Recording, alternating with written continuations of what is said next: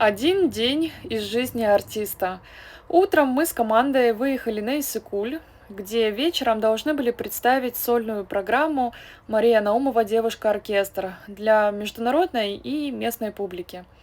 По приезде заселились в отель, немного отдохнули, я открыла купальный сезон на Иссык-Куле, пообедали и начали свою подготовку. В целом, подготовка, макияж и прическа у меня занимают около 2 часов.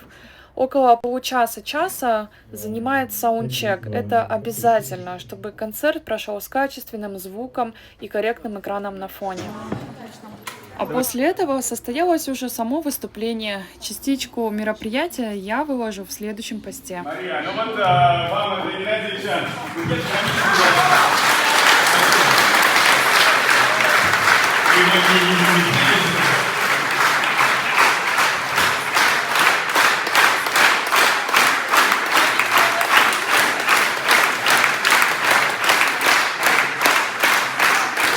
Отработали концертную программу, все прошло просто замечательно. Главное, довольна публика, доволен организатор. Подарили такие симпатичные, милые цветочки.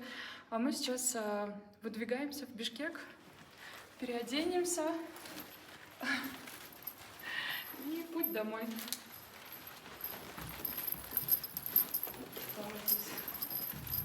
Вот такой насыщенный день артиста. Приехали в Бишкек мы уже поздней ночью.